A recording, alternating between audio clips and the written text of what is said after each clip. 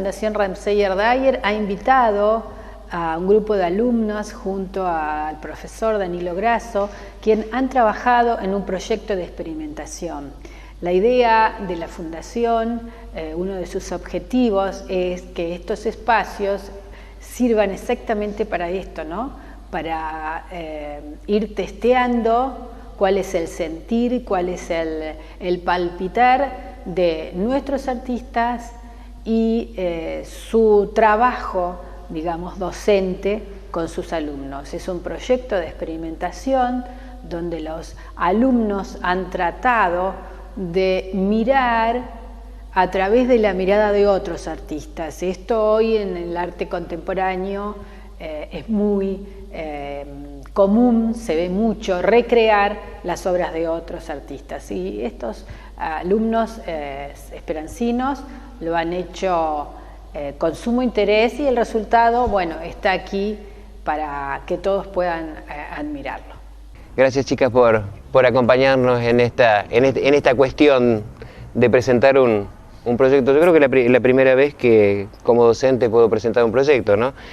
La idea de reunirlos un poco acá en el patio de la Fundación a los que quisieran estar, ¿no? Es contarle un poco por qué surge esto y por qué se encuentran con lo que se encuentran, ¿no? En realidad, este proyecto se corresponde al postítulo de didácticas específicas de la plástica que yo realicé en Santa Fe durante 3 años. Ustedes, sobre todo los alumnos y los amigos, saben que lo estaba haciendo. Esas cosas que uno se mete en la vida y no sabe muy bien por qué. Es porque alguien te dice, che, te conviene hacer algo relacionado con la plástica y bueno, por un momento en el que no pensaste demasiado te metiste y después agradeces a Dios que lo hiciste.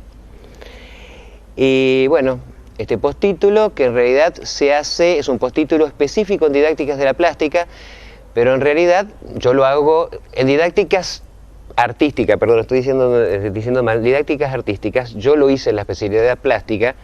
Lo hacemos continuamente relacionado con otras áreas artísticas. En el caso de este postítulo, era plástica, era teatro, era danza, era música. Es decir, no solamente yo aprendí las didácticas plásticas, sino que aprendí las didácticas de la música y pobrecito, si yo algún día te tengo que enseñar a tocar un instrumento a alguien, porque lógicamente uno no lo sabe, pero y del teatro y de la danza. Pero está bueno, ¿por qué? Porque yo desde la plástica puedo empezar a integrar otras áreas que no son de mi cercanía, ¿no? Que están más lejanas a lo que... Es más, hice trabajos, por ejemplo, para rendir alguna materia como fue Historia de las Artes, hice un trabajo relacionado, es decir, con la historia argentina, con una determinada época de la pintura argentina, que fue la generación del 80, relacionada con el circo criollo que se correspondía a la misma época, que corresponde a teatro. Pero para contarles más o menos rasgos generales en qué consistía, fueron 10 seminarios, ellos les llaman seminarios, es lo que nosotros en otra situación le podríamos llamar materias, ¿no? Son seminarios, 10 donde veíamos didáctica de las nuevas generaciones. Y en estas nuevas generaciones de formadores, en las cuales me incluyo, cómo influyó esa gente también y cómo influyó los que lo formaron. Todo un tema bastante grande de desenmarañar, digamos, y sobre todo en la parte más complicada es la parte donde hablamos de los primeros años de la Colonia Esperanza, cuando son inmigrantes que vienen a trabajar y vienen a luchar y empiezan con el tiempo, la colonia empieza a crecer, empiezan a tener dinero, empiezan a tener posesiones y todo empieza a llegar de Europa.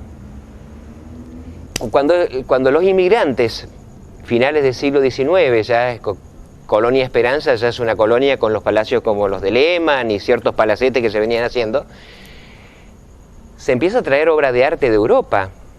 Obra de arte yo digo así, porque claro, no venía la obra de arte consumada, o la que estaba en boga en ese momento, que ya estábamos empezando que ya con el impresionismo, una serie de corrientes, que en Esperanza venía todavía el romanticismo, y venían por catálogos, donde vos comprabas cuadros de romanticismo, y a lo mejor tenías en el Palacio Lehmann el mismo que tenía la otra familia, que no dejan de ser piezas valiosas y hermosas. Pero es ahí donde sobre todo yo creo, y habrá otra verdad, porque ojo, lo que yo diga hoy acá no es la única verdad que existe.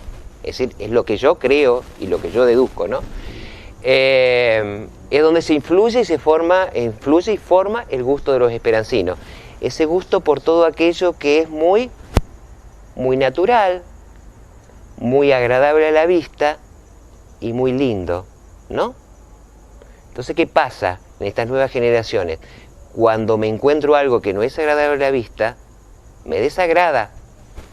¿Pero por qué me desagrada? Simplemente porque no lo conozco.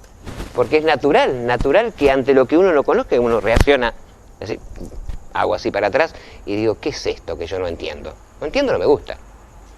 Entonces había que buscar, por lo menos uno desde el lugar que uno puede, intentar cambiar sobre todo la mirada. Este proyecto no buscó caridades técnicas en ningún momento, buscó lograr un cambio de mirada. ¿Cuál fue el capital humano que yo tuve? Bueno, tuve a María, que es del taller de mi casa, y tuve las chicas del liceo. Terminaron siendo Edgardo, que iba al liceo, y iba a mi casa también, 9 personas. 9 personas. Ellas con poca clase en mi casa, ellas con 1 año y chirolas en el liceo, a 2 horas semanales, 2 horas de reloj semanales. Es decir, lo que conocían prácticamente era muy poco, muy poco. Era la cuestión de, sí, estábamos empezando con el paisaje, con la naturaleza muerta, habían empezado ya a manejar el óleo.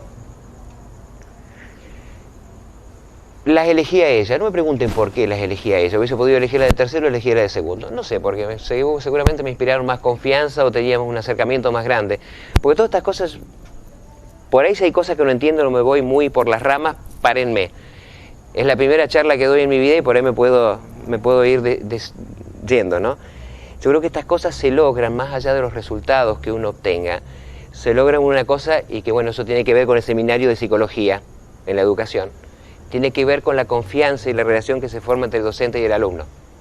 Es decir, esa relación de confianza que hace que esa relación de confianza pasa por el respeto, pasa por el cariño que esos alumnos te pueden tener, pero pasan sobre todo por el respeto que tiene el alumno hacia el profesor como referente. Entonces, como ellas no estaban obligadas a hacerlo, yo les pedí ayuda y ellas dijeron, sí, lo vamos a hacer. Pero ese sí lo vamos a hacer, más allá de tener una inquietud de hacer algo nuevo, pasa por esa cuestión. Es decir, y no, si este tipo me propone esto, es decir, no me va a proponer que me tire al río. No me va a proponer que me tire al río. Eso es lo importante.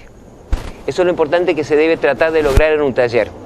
Esa relación e interrelación, por eso se pueden lograr resultados. Más allá de que sean buenos, malos o criticables. Pero pasa por ahí la cuestión. Pero bueno, quería decirlo.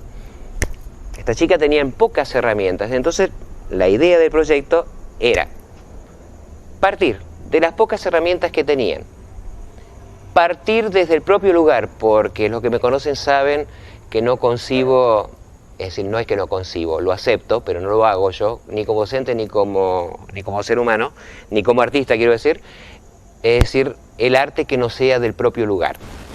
Es decir, yo no sería yo, si yo, Danilo Grasso, nacido en la Pampa Gringa, como digo siempre, soy en Grutri Norte, pinto edificios de 240 pisos porque no me van, ni me vienen. Sé que existen y sé que es una molestia vivir en ellos, pero yo no lo vivo. Es decir, la problemática urbana, yo no la conozco la problemática urbana hasta Esperanza, que es lo máximo que conozco. Esta es mi realidad, vivo en una llanura, donde hay mosquitos que nos comen las piernas, donde hay lluvias, donde hay campos, donde hay pajonales, donde hay charcos, donde queda algún ombú, donde queda el algarrobo y donde vivimos todos nosotros. Esa es la realidad que tengo. Entonces había que partir de ahí, y con las pocas herramientas que ella tenía, y encima con la idea que yo tenía de decir, llevarlo hacia la posmodernidad, que creo que es un término un poco grande, ¿no? Es decir, tampoco estoy de acuerdo con el término posmodernidad, porque bueno, los filósofos inventan términos y pasamos de la modernidad a la posmodernidad y no sabemos a dónde vamos a caer dentro de 2 o 3 días, a lo mejor somos posmodernos, no sabemos. En realidad estamos en la contemporaneidad, nosotros somos todos contemporáneos en el tiempo haciendo cosas. Pero claro, hay determinadas características que tiene esa posmodernidad o esa contemporaneidad, como digo yo, para que sea obra correspondiente a eso. ¿Cómo lo llevo? ¿De dónde parto? Entonces, como dije, desde mi lugar, desde nuestro lugar, elegí para mí 2 autores esperancinos que nos representan muy bien. Ellas estuvieron de acuerdo, lógicamente. Vinimos a trabajar a la Fundación Ranseyer y trabajamos con Carlos Montalbetti, para mí el pintor de esperanza de la llanura, y trabajamos con Mónica Monín, uno vivito y ahí sentadito, y Carlos Montalbetti ya desaparecido. Es decir, 2 visiones diferentes e iguales en algunos sentidos del paisaje, de nuestro propio paisaje. Si bien Carlos Montalbetti se corresponde a la realidad, es decir, lo que nosotros vemos en el paisaje de Carlos Montalbetti, salimos a bicicletear por el campo y lo encontramos, lo vemos, lo identificamos. Más allá de la pincelada de él, de la espátula rápida, del color puesto arrastrado, de la espátula, de los grises, nosotros todo eso lo encontramos y lo vemos todavía hoy. Todavía hoy cuando hacemos 2 kilómetros afuera de Esperanza. El paisaje de Mónica Monín, ¿lo encontramos? ¿Sí o no? No. El paisaje, si bien toma elementos de nuestro paisaje, como son los árboles, como son la línea del horizonte identificatoria del paisaje de Carlos Montalbetti, de Mónica Monín, de otros tantos artistas esperancinos, ese paisaje es interno, es una cuestión interna. Uno lo mira y dice, sí, es un paisaje que puede existir, pero es de sueño, metafísico y real. Tiene un montón de connotaciones y cada uno le dará otras connotaciones más que pueda llegar a encontrar, ¿no? Entonces enfrentamos la cuestión paisaje real, paisaje interno. Bueno, vinieron, miraron obras, charlamos, tuvieron la oportunidad de charlar con Mónica, es decir, contestaron preguntas, una serie de cosas que hacían la información y el bagaje de esos 2 autores. ¿Pero por qué parto de 2 autores? Porque yo podía llegar a clase y decir, ay chicas, vamos a trabajar sobre otro paisaje. Ajá, qué lindo señor. ¿Cómo hago? ¿De dónde salgo? ¿De dónde parto? Dame algo, tirame algo. Y yo como docente me gusta muchísimo eso, que tiene que ver bastante con la contemporaneidad, es más, una de las características bastante contemporáneas, de apropiarme de la obra ajena. No para hacer la copia de la obra ajena, sino para esa obra ajena pasarla por la cabeza, que es el proceso que hicieron ellas, pasarla por la cabeza, tamizarla, ponerle lo mío y sacar mi propia obra, con la seguridad de saber dónde partí. Si yo llego a clase y le digo, vamos a trabajar sobre el paisaje, ¿qué tiene el paisaje? Horizonte, cielo, tierra, paisaje nuestro. Y es difícil, y íbamos a caer en el paisaje justamente que puede ser en el sentido cualquiera, que no era el que buscábamos nosotros. Es decir, el paisaje sí, común, de horizonte, cielo y tierra. Había que darle más elementos, y yo creo que la forma era justamente enfrentando estos 2 autores, y que analicen. Lógicamente, en el trabajo, el paisaje de Montalbetti fue lo que le dio la imagen, digamos, la sensación no, la certeza de dónde estaban paradas y dónde vivían. Eso le hizo creer en ese paisaje donde vivían. El de Mónica lo completó, los acercó hacia el paisaje interior. Y a lo mejor ustedes dicen, este tipo está hablando de que las chicas hicieron paisaje. ¿Y dónde está el paisaje ahí? Y ya no me importa si es paisaje. Ya no me importa. Partieron y llegaron a un lugar. Y a mí como docente ya no me importa si es paisaje. Hay cosas que sí, que son identificatorias del paisaje. Aparecen una línea, aparecen una serie de cosas que tienen que ver con nuestro paisaje. La repetición tiene que ver con nuestra repetición de horizonte. Una serie de cosas que tienen que ver con el paisaje y lo vamos a seguir identificando. ¿Cómo no? ¿Cómo no? A lo mejor alguien vio otra cosa. Porque justamente las características del arte de la posmodernidad es justamente esa polisemia, esa cantidad de sentidos que uno puede darle a la obra.